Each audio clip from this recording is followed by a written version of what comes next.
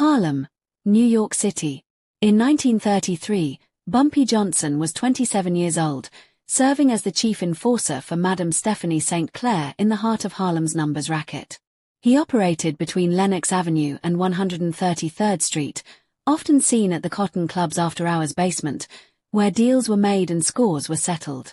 Harlem was known for its energy and its struggle. The Great Depression had hit the neighborhood hard. Money was scarce. Jobs were rare. The illegal numbers game became a lifeline for many families. It was a place where hope and danger lived side by side. Small bets promised big returns, and control of that money meant power. At the time, Bumpy Johnson was one of the rising figures in Harlem's underworld. He stood between local operators and outside crime bosses who wanted control. The environment rewarded loyalty, discipline, and courage. It punished weakness, hesitation, and betrayal. Those who could not defend their territory lost it. Those who showed fear did not last long. Dutch Schultz, a powerful mobster from the Bronx, had turned his attention to Harlem. Prohibition was ending, and he needed a new source of income. He saw the numbers racket as the next empire to build. He sent men to demand tribute from Madame St. Clair. The message was clear: cooperate or face destruction. Harlem refused. And Bumpy Johnson stood at the center of that refusal.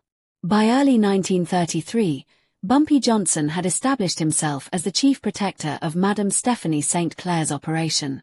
He was not just hired muscle. He was trusted. When money was stolen, he recovered it. When businesses were threatened, he responded. His name carried weight across the neighborhood. A former street fighter from Charleston, South Carolina, who had survived prison time and violent clashes in both the South and New York, he carried himself with quiet control. In prison, he educated himself. He read books, studied philosophy, and sharpened his mind. This balance of intelligence and force set him apart. He did not shout. He did not boast. He watched and waited. Those around him felt his presence. He spoke little, but when he did, people listened. His calm manner often made others uneasy. It was hard to know what he was thinking. Some mistook that calm for weakness. Those who did rarely made the mistake twice. Among Harlem's numbers runners and small business owners, he represented protection and resistance. To many in the neighborhood, he stood for independence. He defended a black-run operation in a system dominated by white organized crime bosses like Dutch Schultz. His role was more than business. It was about control of territory and dignity. Dutch Schultz commanded large crews of experienced killers. His reputation was built on force. He had already expanded his power through bootlegging and violence. Many believed that no one could stand against him for long. But Bumpy Johnson did not yield. When Dutch emissaries came to demand tribute, Bumpy remained silent and steady. He did not argue. He did not negotiate. His refusal was simple and clear. By February 1933, tension between the two sides had reached its peak. Dutch decided to remove the obstacle. He sent 12 armed men to eliminate Bumpy Johnson in the basement of the Cotton Club's after-hours location. The trap was set in the early hours of February 14. What followed would change Harlem's underworld. When the encounter ended, 11 of Dutch's 12 men were down. Some were injured by friendly fire. Others were beaten in the confusion after the basement light was shattered. Only one man walked out alive. That survivor carried a message back to Dutch Schultz.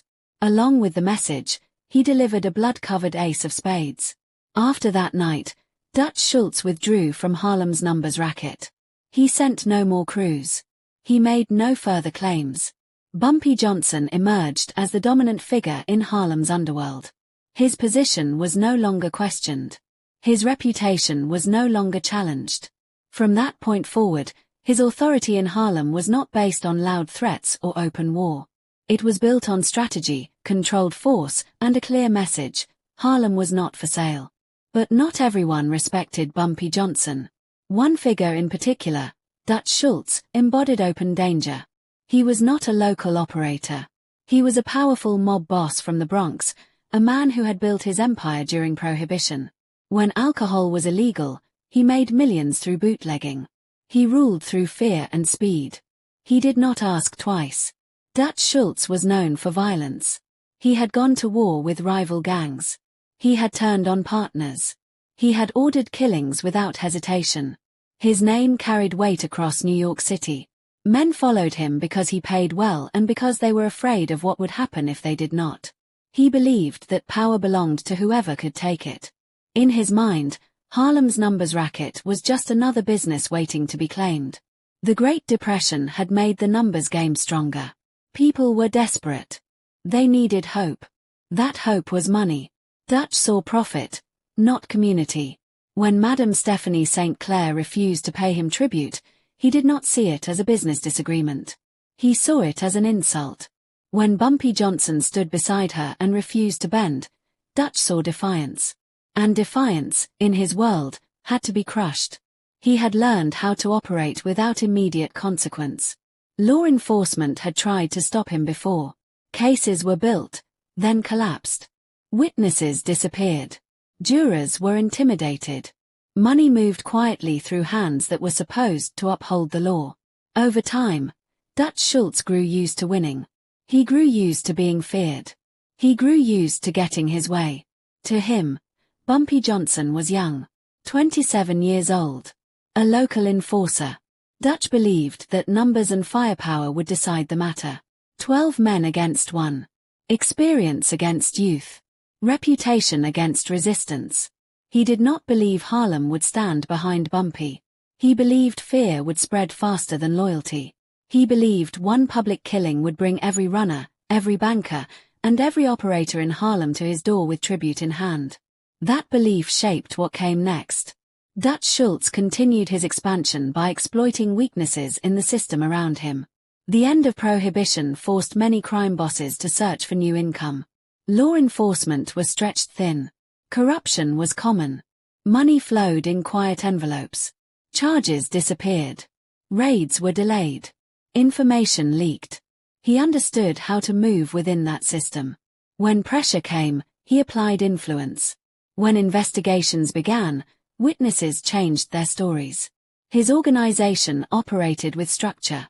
Orders came from the top. Violence was delegated. Responsibility was blurred. It was difficult to hold him directly accountable.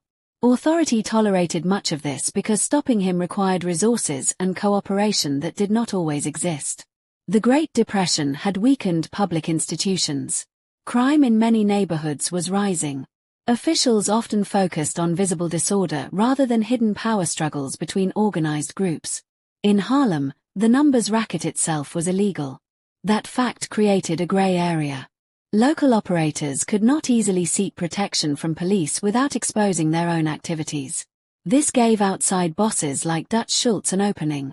He could threaten force, knowing that his targets had limited legal protection. Over time, Dutch came to believe himself untouchable. He had survived gang wars. He had survived prosecution attempts. He had watched rivals fall while he remained standing. Each victory reinforced the same idea. No one could stop him. When he sent emissaries to Madame St. Clair and they were rejected, he saw it as a temporary delay, not a real obstacle. When Bumpy Johnson stared back without fear, Dutch interpreted it as pride, not strength. The system had taught him that resistance eventually breaks. That belief led him to order the ambush on February 14, 1933. 12 armed men were sent to the basement of the Cotton Club's after-hours location. It was meant to be final. It was meant to be a lesson. Dutch Schultz believed the system would absorb the violence, as it had before. A few reports. A few arrests, perhaps. Then silence. He did not expect the system of fear to fail him. He did not expect the message to travel in the opposite direction. And he did not expect that one night in Harlem would force him to step back. The first incident occurred during a routine meeting in January 1933. Dutch Schultz had sent 2 emissaries to Harlem. They entered Madame Stephanie St. Clair's club on 133rd Street during business hours. The numbers operation was running as usual. Runners moved in and out. Money was counted in the back rooms. It was an ordinary day. The emissaries sat down and delivered their message. Work with Dutch Schultz. Pay tribute. Share control of the numbers racket. The words were calm, but the meaning was clear. Refuse, and there would be consequences. Madame St. Clair refused. She told them to leave. Before walking out, one of the men turned toward Bumpy Johnson, who was standing in the corner of the room. He looked at him and asked if he wanted to be smart about the situation. The tone was dismissive. It was not just a warning. It was a challenge. Bumpy Johnson did not move. He did not speak. He did not reach for a weapon. He simply looked at the man and held his gaze. The room went quiet. The emissaries waited for a reaction. There was none. They left the club and reported back to Dutch Schultz. No shots were fired. No punches were thrown. The meeting ended without violence. To many observers, the moment looked like surrender. Dutch's men had entered Harlem territory, made demands, and walked out untouched. They had spoken down to Bumpy in his own house, and he had allowed it. On the surface, it seemed like weakness. Those close to Bumpy Johnson expected a different response. Some of the runners believed the emissaries should have been beaten or removed by force. Others thought a public show of strength would send a message to the Bronx. But Bumpy chose restraint. He understood that striking emissaries would start a war too early. Dutch Schultz had larger crews and deeper pockets. An open fight in that moment would give Dutch an excuse to bring heavy retaliation into Harlem. It would move the conflict from negotiation to full violence. Those who understood the environment recognized the patience as strategy. Harlem's numbers racket depended on stability. Panic would hurt business. A sudden war would invite police attention and disrupt the flow of money that supported many families. Bumpy also understood something else. Dutch Schultz expected anger. He expected pride to force a reaction. By refusing to give that reaction, Bumpy denied him the advantage. Among those who watched closely, the silence was not weakness. It was calculation. He allowed Dutch's men to walk out unharmed so that responsibility for the next move would rest fully with Dutch Schultz. If violence came, it would be clear who started it. That mattered in a neighborhood where loyalty ran deep. Still, rumors spread. Some said Dutch would not tolerate being refused. Others whispered that Bumpy had overestimated himself. The tension grew in the days that followed. What many did not see was that restraint can change the rhythm of a conflict. It slows the pace. It forces the other side to reveal its intentions. Dutch Schultz interpreted the silence as defiance. He believed the lack of immediate retaliation meant Harlem could be pressured further. He began planning a direct strike. Those who stood beside Bumpy watched and waited. They knew he did not ignore threats. They knew he chose his moments carefully. The first disrespect passed without violence. But it did not pass without consequence. It marked the line between warning and action. And both sides knew the next move would not be symbolic. The next incident occurred days later on Lenox Avenue. Dutch Schultz's collectors began approaching numbers runners in public. They told them that payment would soon go to the Bronx. They spoke loudly so others could hear. It was not yet violence. It was pressure. This time, the provocation was worse. It was direct interference in Harlem's business. Again, Bumpy Johnson remained restrained. He told the runners to continue their work and not respond. Each incident increased Dutch Schultz's confidence. In environments like this, confidence becomes dangerous.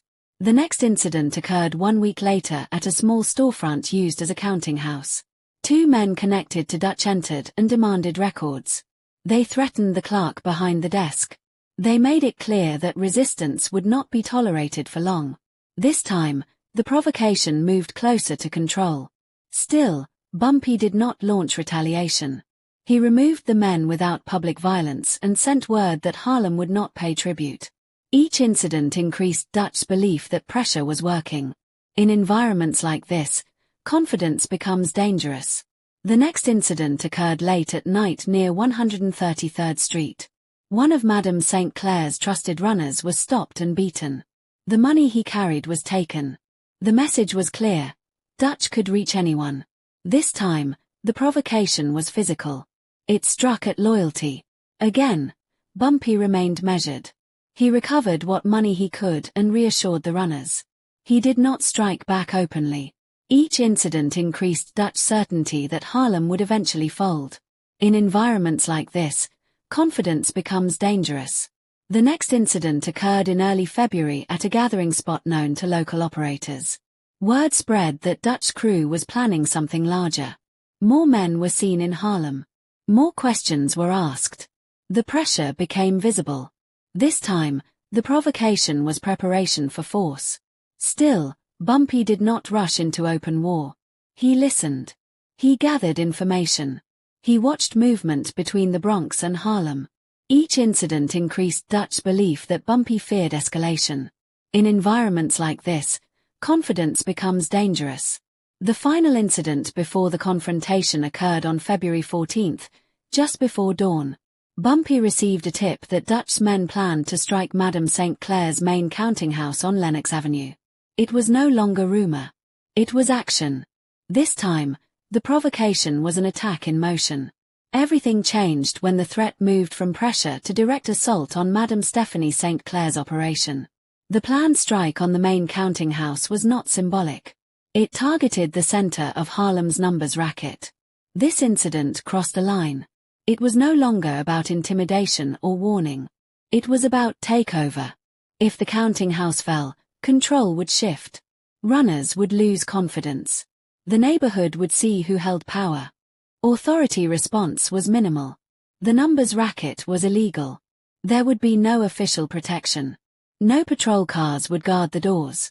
No public statement would defend Harlem's operators.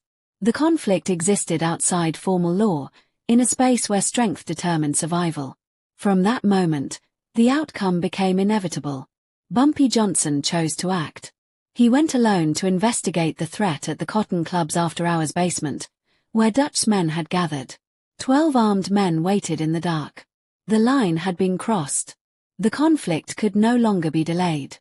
What followed in that basement was not an argument. It was not negotiation. It was a decisive encounter that would settle the question of control. By sunrise, 11 of Dutch Schultz's men were down.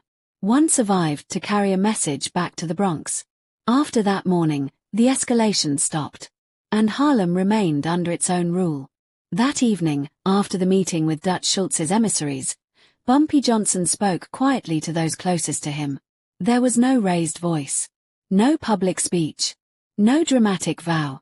He stood in a back room near the counting tables and gave simple instructions. Business would continue. No one would panic. No one would move money out of fear. Harlem would not pay tribute. He did not threaten Dutch Schultz. He did not promise revenge. Instead, he said that if Dutch chose violence, the answer would come in a way Dutch would understand. The words were calm. The tone was steady. He stated what would happen next without giving details. If they come into our house, he said, they will not leave the same way.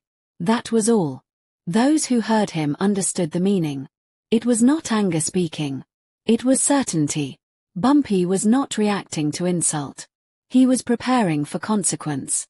He made clear that the conflict would not be loud and public unless it had to be. But if Harlem was forced into a corner, the response would be final. Some in the room felt uneasy. Dutch Schultz commanded more men and more money. He had already built a reputation through bloodshed. Challenging him carried risk. Bumpy did not deny that risk. He acknowledged it without emotion. He reminded them that surrender would not protect them. Paying tribute once would mean paying forever. Control lost would not return easily. He did not need to say more. In the days that followed, he moved carefully. He gathered information about Dutch's movements. He listened for rumors. He paid attention to who entered and left Harlem after midnight. He did not rush. To outside observers, nothing had changed. But inside the circle, it was understood that a decision had already been made. If Dutch Schultz crossed the final line, there would be no retreat. The message was simple: Harlem would stand.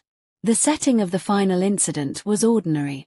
February 14, 1933. Valentine's Day. The city moved through its routines. Street vendors opened their carts. Workers lined up for jobs that might not come. In Harlem, numbers runners began preparing for another day of small bets and slim hopes. At the Cotton Club's after-hours location, the basement was quiet before dawn. It was not the famous downtown club for white audiences. This was a local space, used for drinking, gambling, and private meetings. The basement held crates of liquor, stacked tables, and a single narrow staircase leading to the street. It was a familiar place. Bumpy had played cards there. Deals had been discussed there. Nothing about the room suggested history would be made inside it. Routine continued as usual. The counting house on Lenox Avenue prepared to open. Runners checked their slips. Madame St. Clair's operation functioned as it always had. There were no sirens. No crowds gathered. No official warning. Even Dutch Schultz's headquarters in the Bronx followed its own rhythm. Breakfast was served. Newspapers were read. Men waited for reports. To them, it was simply another morning in a long campaign for control. This contrast made what followed unforgettable. Shortly before dawn, Bumpy Johnson descended the stairs into that basement alone. The light hanging from the ceiling swung slightly. The air was still. For a moment, it was just another quiet room in Harlem. Then 12 armed men stepped from the shadows. From the outside, nothing changed immediately. The streets above remained calm. The city did not know what was happening below its surface. That is often how turning points begin. Not with noise. Not with spectacle. But in ordinary places, during ordinary hours. What happened next would last only minutes. But its effect would shape Harlem's underworld for years. By sunrise, the routine would be broken. And the balance of power would no longer be in question. Dutch Schultz escalated publicly. In the early hours of February 14, 1933, his message was no longer carried by words or emissaries. It was carried by 12 armed men waiting in the basement of the Cotton Club's after-hours location. They were not there to negotiate. They were there to end the conflict. This time, there was no ambiguity. Bumpy Johnson had received a tip that Dutch crew planned to strike Madame Stephanie St. Clair's main counting house at dawn. Instead of waiting for the attack to unfold on Lenox Avenue, he moved to intercept. He entered the basement alone at 4:32 a.m. The trap was already set. The room was dark except for a single hanging light bulb. As he stepped forward, he heard the sound of safeties clicking off. 12 guns were raised. 12 men surrounded him. Among them were experienced enforcers, including Tommy, known as the Executioner, a man with a record of close-range killings. They believed the outcome was certain. 12 against 1. No witnesses. One narrow staircase as the only exit. They delivered their message clearly. Dutch Schultz sent his regards. It was a public escalation within the rules of their world. The numbers were meant to speak for themselves. The scene was meant to be final. Bumpy Johnson stood. He did not reach for a weapon. He did not beg. He looked around the room, counted the men, and asked if that was all they sent. The words were not loud. But they carried weight. For a moment, hesitation entered the room. The men expected fear. They did not see it. Still, the guns remained trained on him. The order to shoot hovered in the air. There was no longer any space for delay. The line had been crossed. The decision would be made in that basement. According to the only surviving member of Dutch's crew, everything happened in seconds. When the order to beg was given, Bumpy Johnson moved. He did not reach for a gun. He struck the hanging light bulb with one punch. The glass shattered. The room went dark. The first shots were wild. In the darkness, fear replaced control. Men fired at shapes and sounds. Voices shouted to hold fire, but confusion spread faster than commands. Movements were precise. Bumpy knew the basement well. He had played cards there. He knew the position of crates, tables, and walls.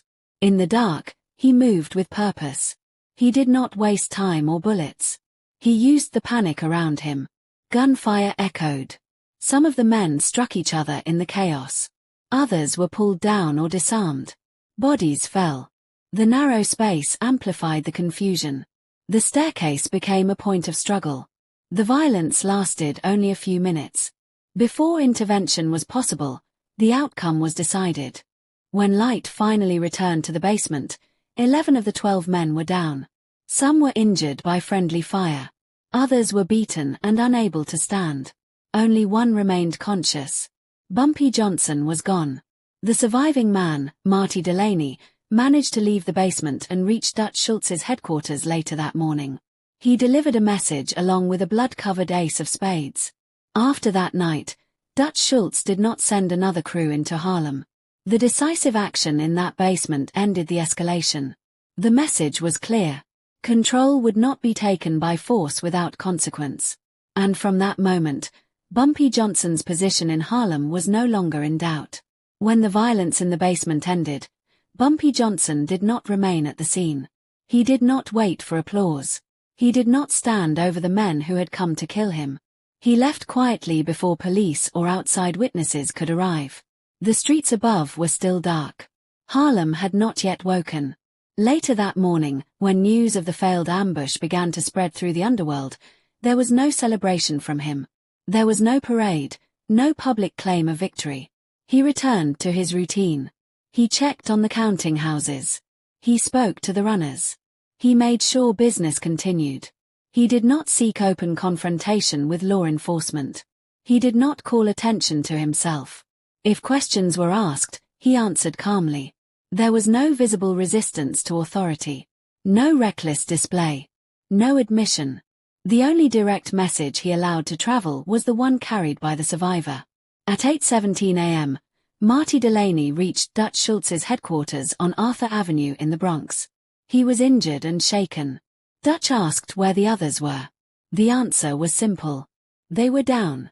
Delaney placed a single playing card on the table. The ace of spades.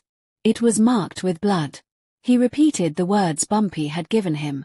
Harlem is not for sale. If you send more men, send more cards. He is collecting a deck. That was the final line.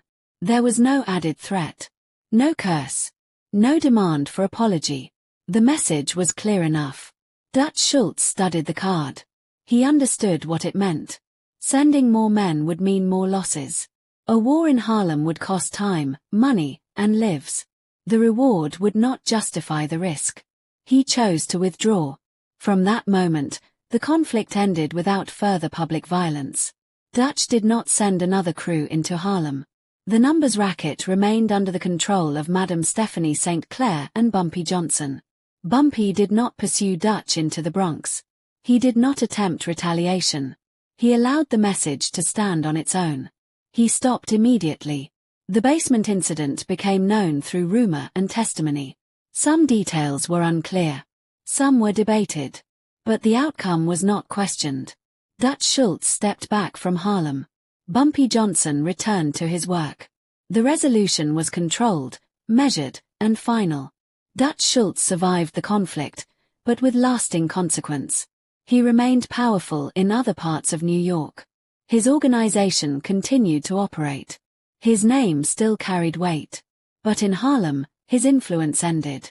He did not send another crew. He did not demand tribute again. He turned his attention elsewhere. The cost of the failed ambush was more than injured men. It was damage to reputation. In the underworld, power depends on perception. 12 armed men had entered a basement to eliminate one target. Only one walked out. That fact spread quickly. Behavior across the environment changed. Numbers runners moved with more confidence. Small business owners felt a shift in the air. The threat of outside takeover no longer hung over every transaction. Harlem understood that resistance had succeeded. Bumpy Johnson's position strengthened without loud declaration. He did not claim a title. Others gave it to him. He became the undisputed protector of the numbers operation. His authority was no longer questioned by local operators. The message required no repetition. Dutch Schultz had tested the boundary and failed. No further explanation was needed. No second warning was delivered. The single incident carried enough weight to settle the matter. Within organized crime circles, the story circulated as proof of calculated force. It was not random violence. It was a response to direct aggression. That distinction mattered. For the next decades, Bumpy Johnson remained central to Harlem's underworld. His approach combined strategy with controlled action. He did not seek unnecessary battles. But when lines were crossed, he answered clearly. The environment adjusted around that reality. When the events of February 14, 1933 were later reviewed, a pattern emerged.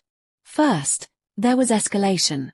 Dutch Schultz sought control of Harlem's numbers racket as prohibition ended. He sent emissaries. He applied pressure. He increased presence in the neighborhood. Each step moved closer to confrontation. Second, there were warnings. Madame Stephanie St. Clair refused tribute. Bumpy Johnson remained firm. The silence after the first meeting signaled resistance. The recovery of stolen funds signaled readiness.